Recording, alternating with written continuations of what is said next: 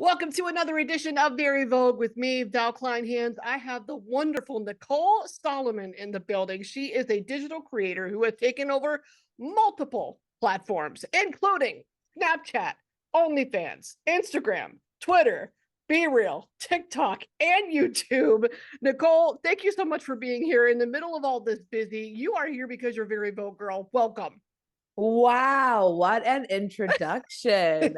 That honestly made me tear up a little bit. Like I'm not trying to be dramatic, but I have tears in my eyes. That was really cool. That Do was you really not cool. realize like Hello. you're but do you not realize how incredible that is to keep up with all of that? Most people can't. I know. I am like the worst with imposter syndrome. I often have to like Mm. remind myself and like come back to reality and be like, you've done a lot. Like you have a lot of people that are interested in your life and you keep up with this on so many platforms. So I have to remind myself of that. But it is easy to get into that like rut of just not thinking that you're doing anything, especially like working online. So Yeah. Because yeah. when you're the one posting, you're focused on what it is that you're creating. You're not necessarily thinking, I guess, too much about the impact it's having or how people are interacting with it, unless maybe they're commenting and you're engaging with that. But Right. then you get like those surprise DMs that are like, oh my God, this meant so much to me. And you're like, what? No, for real. It's really weird like making content because, whether a video goes viral or not, you have a certain amount of people that are liking it and commenting on it. And it's easy to like kind of be like, "Oh, this video only got 10 comments." But if 10 people in real life were like standing in front of me being like, "Hey, you look great," or "This is amazing," I would like die. Like that's Yeah. incredible. That's 10 human beings that are like interested in what I'm doing. So Yeah. like it's weird doing social media because you don't have that. You do have like that gratification, but it's like you have to remind yourself because it's just like through the screen. Even though there's real human beings on the other side, it's not in person. So it's easy to Mhm. feel like, well, these people aren't real. These comments aren't real, but like they are. And Yeah. you just have to like get out of your head about it. Right. Well, but for you to put it in a real life scenario and phrase it that way, like, man, if 10 people were in front of me, I'd be stoked. That's true. I mean, if we Yeah. forget that, like, think about that. You and 10 people, or you and 3,000, or you and 5,000, like, you and 10 people could fill a restaurant, like, or a Right. VIP area of a restaurant. You and 3,000 could fill a school auditorium. Like, Right. that still Yeah. says something, and it's Yeah. incredible. So, how do you manage being anywhere and everywhere? It's hard. I definitely this past, I would say year, because Mm. the last like year and a half I've been in the relationship that I'm in now, which is extremely healthy. And I am kind of like going through a weird period in my life right now where like my life is doing so good, but my mental health is doing really bad. And I think it's Mhm. because I've up until this point, a year and a half ago, I've been in so many traumatic relationships and experiences that I was just like masking a lot of like childhood trauma and like mental health issues that I have Mm. that I didn't realize.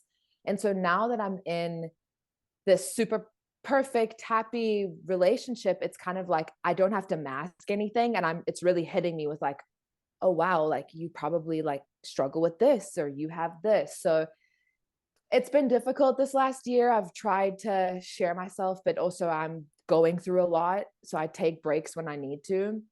But I Yeah. am starting to work on music, which is something that I'm turning 28 on Friday and I'm finally doing my music. Thank Yes. God. Yes. So I'm working on that and I'm very excited. So I'm very busy with that, but I'm also trying to like be strategic about it and not give away too much of what I'm doing because I want to release it all and it be like this super big surprise. So it's a finding a balance between like still maintaining that, you know, persona online, but then also being able to like heal and do what I'm doing under the Mm. scenes for when I kind of release it and be like, this is me, this is my music, take it or leave it. Yeah, I appreciate you sharing that. I mean, that speaks Yeah. to the importance of peer-to-peer support and the importance of having loved ones and a support system around you in whatever form. For you, it happens to be your wonderful girlfriend Carly. How did you two meet? Because you're fucking adorable on Instagram. I'm Thank gonna say it. you. Oh my Yeah, God. we actually met on TikTok, which I feel like is such a Ooh. modern day love story. But before I met her, I was saying like I want to meet my next person on TikTok. Like that would be so cool. Like I'm on TikTok It's just like an organic way to do it. It's not through like Bumble, which I'd been doing before. Oh And yeah. yeah, so I was like going live a lot, just being me, being like, fuck it, whatever. And she would come on my lives and I noticed her and she would like chat in my lives and I would like chat back to her. And then she asked for my number one day and I just gave it to her and we started talking. And here we are like a year and a half later and we're engaged and we live together and yeah. Love to see it. Love to see it. So Yeah. do you remember the moment where you realized Carly is my person? I think there were many moments for me. I had recently gotten out of a pretty intense relationship that was very publicized. And so that was like tricky in and of itself. But I think going through every stage with her, the talking stage, the like first seeing each other stage, everything felt so genuine for the first time in my life because I always felt like I was faking so much, if that makes sense. I don't know. So it felt very like real. And I felt like, wow, I don't feel the need to like mask anything with this girl. Like I'm myself. It was just different. And the way she, everything spoke to me, treated me, what she did for me was just crazy, that there were many moments in that when I was like, is this the one? But right before her, I told myself like I had rushed into relationships. I was like a serial dater. I could not be alone. I thought that if I found someone and got married and had kids, that would fix all of like my issues. Like that Okay. would make me happy. That would like Yeah. fix everything. And so I was like always so desperate to find that. And no matter who it was, if you just said you love me, I was like, well, yep, we're getting married. This is it. This is the one. This You is the hold one. here. Oh Yeah. my God. Yeah. So I like after that toxic relationship ended, I was like, okay, like this, I need to break this cycle. Like I'm 27 years old, 26 years old. Like I'm not rushing into the next thing. I'm taking my time. I put all these steps in place. And then like 4 months later, I meet Carly and I'm like, fuck, this feels different. But that's what I've said before. Like, is this real? That's what I've said before. Like, it's always been this is real. This is it. I believed it. I really did. And so I had many conversations with a couple of my good friends. And I was like, I mean, I moved in to live with her in Minnesota like 2 months after we met, Yeah. which was a very similar pattern to before. And I was very scared. I was like, this is what I did before. Everybody, I mean, it's known. It's not really going to work out if you move in with someone like a couple weeks in. That does happen for some people, but not for most people. And so I had a Yeah. lot of conversations with my friends about, am I rushing into it? And we kind of just got to the point where I was like, you know what? Like I'm packing up my car, I'm packing up my little Ford Focus with my dog and my cat and my suitcases, and I'm driving from Alabama to Minnesota to move in with this girl. Like if it doesn't work Wow. out, yeah, I literally drove. That was the whole 17 hours, That's 19 hours. I was gonna say it's got to be about that much because I've done a Yeah. portion of that drive like back home to Pittsburgh. I live in Minnesota too, and it's Okay. about eight and a Yes. half hours from where I Yeah. am to Pittsburgh. And then I think I googled it one time just to see like how far is it from where I to where my brother is in South Carolina. 17 hours. I'm like, Yeah. no, It's I could never. crazy. I could Yeah. never. I think about it now and I'm like, how did I do that? I just like literally packed up my car, filled it to the brim with clothes, shoes, my dog, my cat, and was like, well, we're on our merry way. And I just thought, I was like, you know what, if it doesn't work out, if we break up, if it goes horribly wrong, I'll pack up my little Ford Focus again and go to the next place. Like, what am I doing right now? Like, life is too short. I gotta follow what my heart says. I feel like I'm making the right decision. So I went for it. And it's been great ever Yeah. since. So yeah. Fantastic. Well, so she obviously makes you feel safe and feel welcomed. That's obviously important to you because when I read your Instagram bio, that was one of the first things I saw. This is a safe place. Yeah. What does safety and a safe place mean to you? I think it just means whether it's a person, a place, somewhere where you can go, even within yourself. And if you have that, that's amazing. Somewhere where you can go and just feel like you can be like 100% unapologetically you.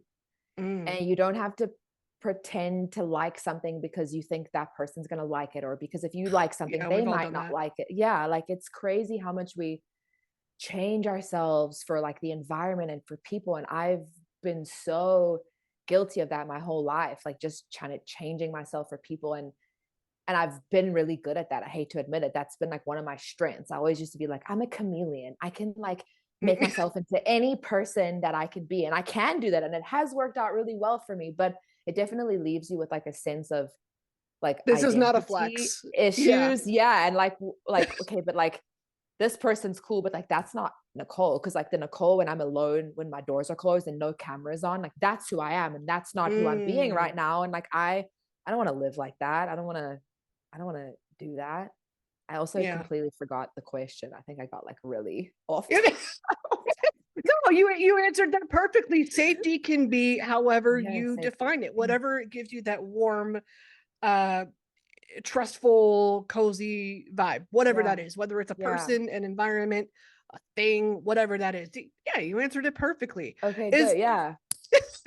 Because you feel that way with Carly, does that maybe make it easier to post with her on social media? Because you do quite a bit with that. And, you know, not everybody wants to be public with their partner for a number of reasons, but you do. Why is it important to you and Carly to be out and show yourselves? Yeah, I mean, I love sharing. I'm a really open book. I always say that. Like, I've never had any issues sharing deep parts of my life. So I love sharing all parts of me, and my relationship with her is a huge part of me, if not like most of me. So I love sharing our love and connection for many reasons, to make other people feel comfortable that could be wanting to come out and seeing that, and it could like encourage them to be like, wow, like look at these people just like living their true selves, loving who they want to love. Like I can do that. I think that's like my main thing for why I post that or talk about anything like LGBTQ or my love life, is because I just want people to live for themselves. That's all I want. Like with my whole heart, I just want people to live their true life, their true selves. It's representation, and it's so important because I mean, I grew up, you know, not seeing a whole lot of me or people who looked like me out in the world. Like it was all, you know, Paris Hilton, Olsen twins, Nicole Richie. Like when I was growing up, that's what we were seeing a lot of. Not a lot of like tiny little dark-haired meatballs like that had hips and an ass. Right. You would see something with my complexion and hair color in horror movies. Okay. That was not like for real. Like you're going in The Grudge. Yeah. Like I'm Samara. I'm coming out of the TV. Oh You're my done. gosh. Yeah. No, but it's just, and I would sit there and I go, man, like I would love to see somebody that looked like me just doing normal things, or even other girls that have similar interests as I do, because it is such a male dominated world, whether it's, you know, radio, podcasting, or being into hard rock and heavy metal and hip hop. Like those are some of my favorite things, and they are pretty male dominated. So anytime I see another girl into that stuff, I'm like, instant vibe. Like, okay, this is something we get it. We're here. Yeah, it is respect. It's like, okay, somebody else has the balls to say I'm into this too. Thank God. And I think in like any aspect, when you're putting yourself out there, it's like you deserve like a round of applause from like a big ass group of people, because that takes a lot, you know, like and I think anybody who puts themselves out there, whether it's like content creators, podcasters, whoever, like you go through a lot of anxiety and like, I want to say the right thing. And it's so easy to get canceled nowadays. It's so easy for people to take something you're saying the wrong way. And like, I get it, because I can be super judgy, and I'll listen and I'll start like judging somebody. And then I'll think like, wait, hang on. Like the other day I said something like that. Like that's, you know, so we like, we kind of fix ourselves, but it's easy to like really judge yourself and judge people. And I think it's important to like step back and just be like, these people are sharing their lives. They're telling us things they didn't have to tell us. They're being really vulnerable. And that's like awesome. I just wish social media was like more positive. I mean, it is, there is a lot of positivity, but it's just, as every year goes by, I'm like, wow, it's getting so much more negative and just, okay. So you think you see, no, hi, Bobo. We love getting home and they're going crazy. Oh, but no, I just, I was talking about the fact that like, crap, what was I talking about? Oh, I knew I wanted to ask about, that negativity that you've seen. Is that something that you've seen change over the years or increase, decrease? How has that changed as you've, made your presence online known? I have always said,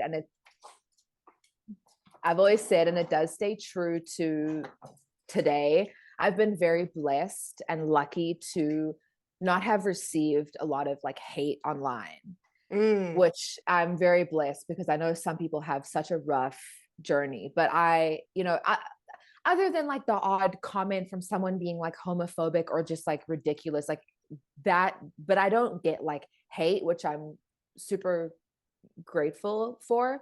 But I mhm. see, some of the hate, and even in those random comments that I get are just so crazy. And I see the comments on people's videos, and I'm just like, I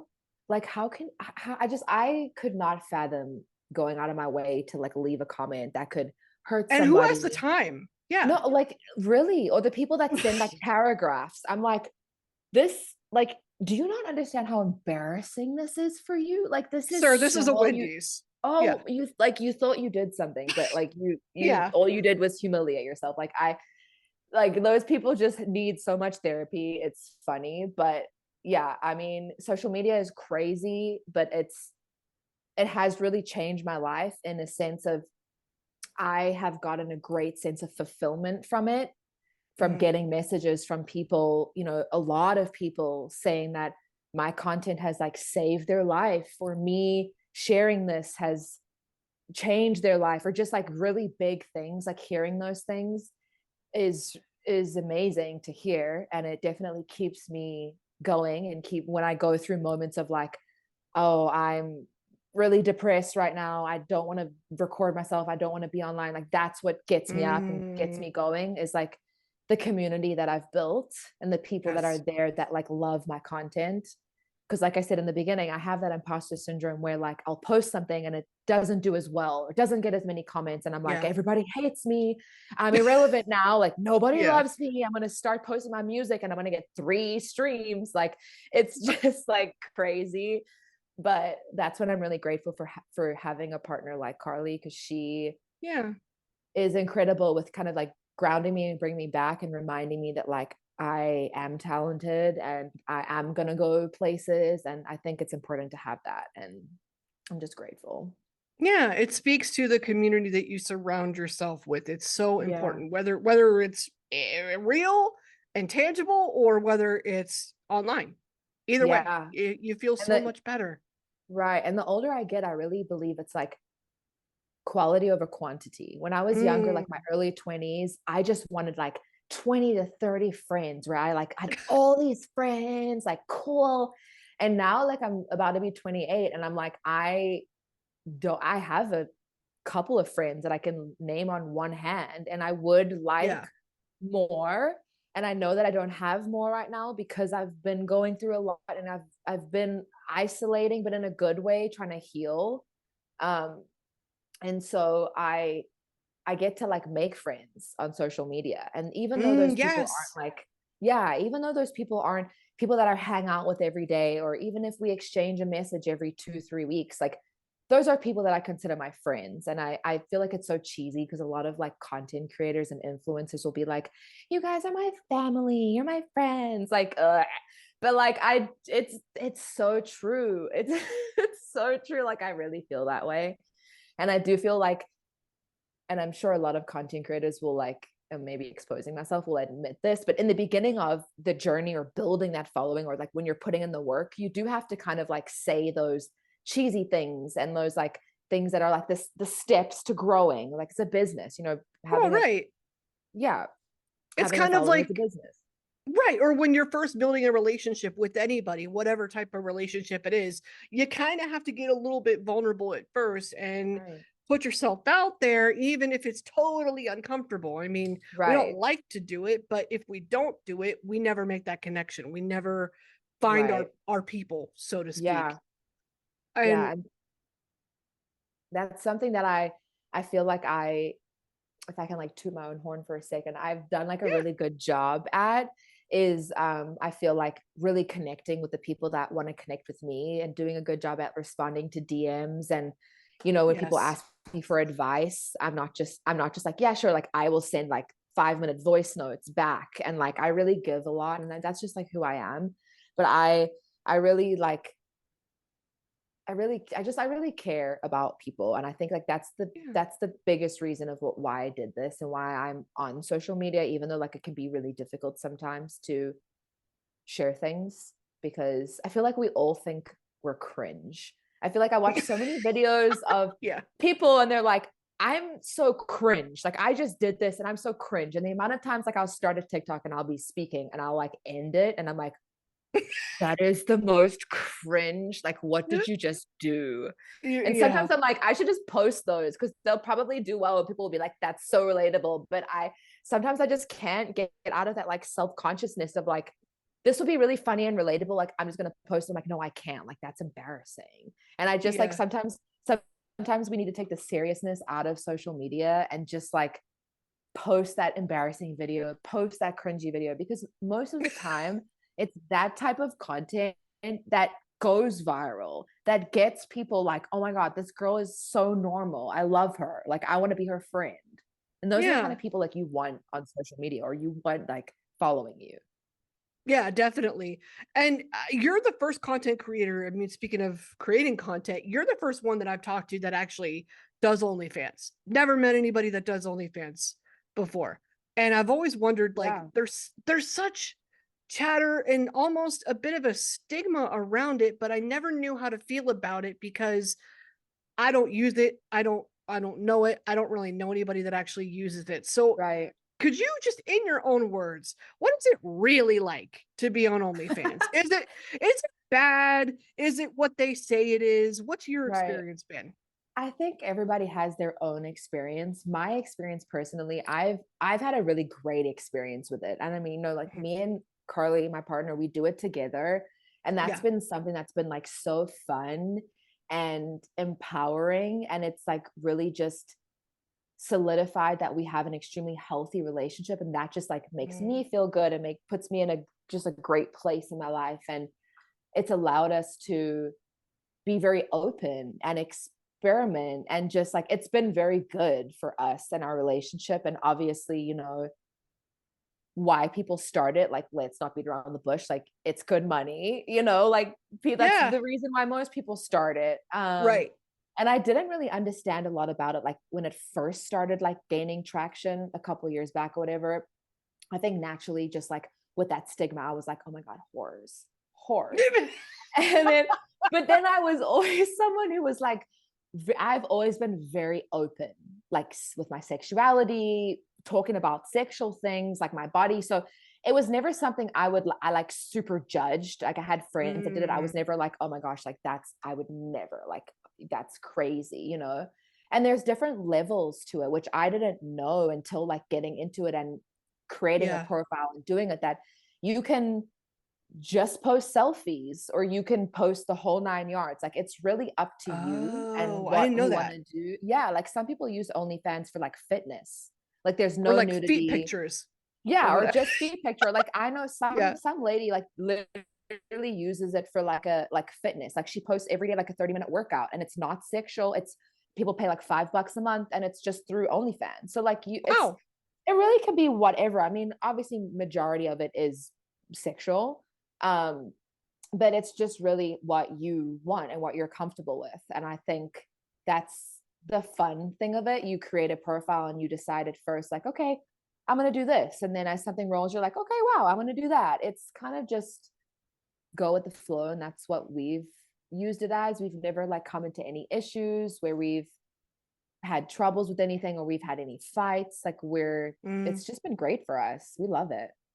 Well, I do like to hear that. That's refreshing because Yeah. we always hear the negative, and I'm like, skirt and ask like what it really is like to be part of it. Yeah. Well, what do you think about the impact that OnlyFans has had on our culture?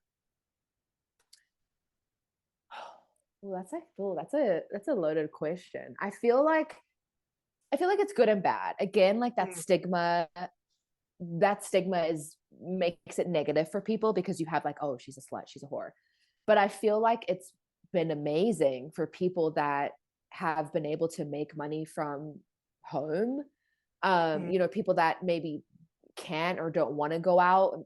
I personally know like young moms that do it. You know, they have a toddler, they can't afford a nanny, they're doing it by themselves, whatever. I'm gonna post some lingerie pics every week and make hella bank so I can afford my kids stuff. Like, kudos to you. Like, you do what you want to do. It's so hard Yeah. today. I feel like I don't know, just everything's getting harder. Things are getting more expensive. Shit's getting harder to live, do, eat, breathe. So I feel like as long as you're doing something that's not hurting anyone, if you're consenting to it and it's making you money and making you comfortable, like, you do that. You Yeah. do that. Right. And a lot of those people are taking it back to loving home situations usually, or they're Yeah. using it to maybe become financially independent. Right. And Yeah. it is just about getting creative, man. Things are getting ridiculously expensive. I mean, there was a flight from Minneapolis to Pittsburgh that I wanted to book, and I remember booking the same flight like 4 years ago, and it was $400 for two people round trip. Now that today, that same flight, looking at the same trip for one I'm doing this summer, almost 700. And I'm like, That's what? crazy. That's absolutely crazy. So, and there's a lot of reasons for Mhm. that because, Pittsburgh's kind of a dead airport too, and there's not a lot of flights going in there anymore. So Yeah. that plays into it. It does, where you're going does play into it, but still, it Yeah. speaks to everything is going up, up, up, up, up. No, it's just getting, yeah, it's getting harder to live. Things are getting tighter. People are just enjoying life less. And yeah. so I'm for any avenue that someone can find where it's like, work smarter, not harder. If you can make Mm. double in an hour or 2 hours than you would from a 9 to 5 every day, like, hello, like, it Why doesn't make wouldn't you? sense. Like, yeah, like, it's obvious. So Totally. yeah. Earlier you shared a little bit of a teaser when it comes to music. You're excited about some new things coming with music. Other Mhm. than that, or maybe more on that, if you will, what is next for you? What can we look forward to from anything you're doing online that you're excited about? I think it's just gonna be the music. I'm gonna be releasing an EP soon. I can't say it too much, but just I'm so excited about it, and it's truly been a dream of mine since like 6 years old. I started performing on Yes. stage literally at 6, and I mean, all through high school, like when we were all in our matric 12th grade year and everybody was studying for finals, like Mm. I wasn't studying because I was like, no, I'm moving to America and I'm gonna be a singer. Like I didn't study in school because I didn't need to study. I'm gonna be a singer. That's how Oh, deep the passion goes.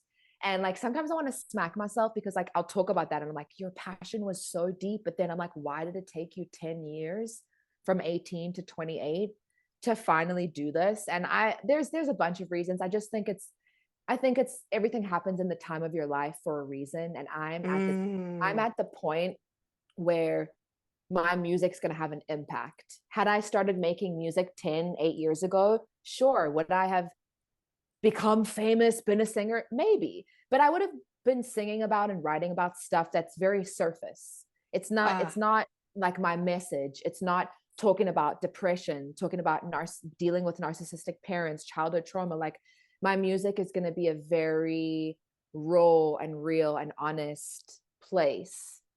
And yeah. so, yeah,